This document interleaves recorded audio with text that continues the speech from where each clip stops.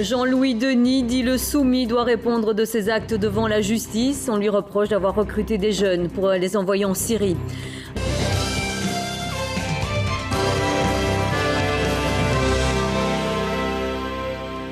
Bonsoir à tous. Jean-Louis Denis sur le banc des accusés dans le procès d'une filière terroriste, celui que l'on appelle le soumis, est l'un des 14 prévenus. On l'accuse d'avoir organisé une filière de recrutement de jeunes dans les quartiers de Bruxelles pour les envoyer faire le djihad, et notamment 2 élèves de l'Athénée Fernand Blum, Sabine Ringelheim et Yannick Van Gansbeek. Je me considère comme un prisonnier politique et j'ai décidé de ne pas répondre à vos questions. Ce sont les mots de Jean-Louis Denis ce matin face au tribunal correctionnel de Bruxelles. L'homme, poursuivi comme dirigeant d'une association terroriste, conteste avoir une quelconque responsabilité dans le départ de jeunes pour combattre en Syrie. Notamment les 2 élèves de l'Athénée Fernand Blum, partis en 2013 et à la base de l'enquête. Il estime et il affirme que les jeunes qu'il a fréquentés, dont certains, pas tous, loin s'en faut, dont certains sont partis, avaient déjà des convictions bien arrêtées sur le sujet avant de le rencontrer. Une fois de plus, cela est étayé par le dossier. La responsabilité de Jean-Louis Denis pour les mamans d'enfants partis en Syrie, elle ne fait aucun doute.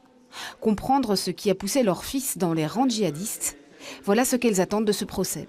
C'est clair que les parents ont envie de comprendre et voir que des personnes qui sont responsables pour cette radicalisation doivent rendre des comptes devant la justice.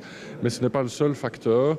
Les recruteurs, c'est une chose, mais il y a également d'autres aspects qui ont peut-être été négligés par le parquet fédéral, d'autres responsabilités, des manquements également dans le chef de l'État belge, qui n'a pas pris des mesures nécessaires pour empêcher, par exemple, que des mineurs puissent partir. En tout, ce sont 14 prévenus qui sont cités dans ce dossier, notamment Michael Devret et Mohamed Kemir. Seuls 4 sont présents à l'audience. Le procès doit durer 3 semaines.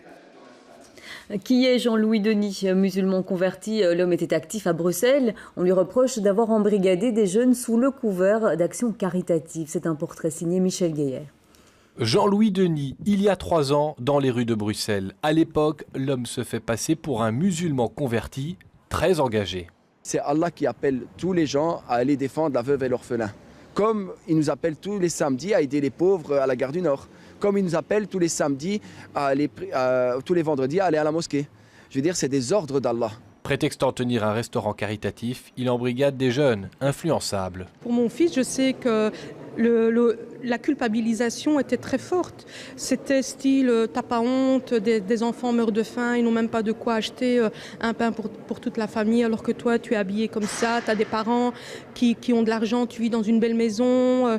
Si tu veux aider, tu dois sacrifier ta vie, tu dois y aller. C'était ça le message qu'il disait à nos enfants. Sympathisant de Sharia for Belgium, Jean-Louis Denis est aussi impliqué dans ces émeutes à Molenbeek en 2012. Elles éclatent après l'arrestation d'une femme qui portait le niqab. 200 personnes s'en prennent alors au commissariat. Dieu n'est pas que amour et paix comme on veut nous faire croire. Dieu est justice. Et Dieu n'aime pas la justice et Dieu combat l'injustice. Mais les hommes ont aussi leur justice. Elle a rattrapé Jean-Louis Denis et lui demande des comptes.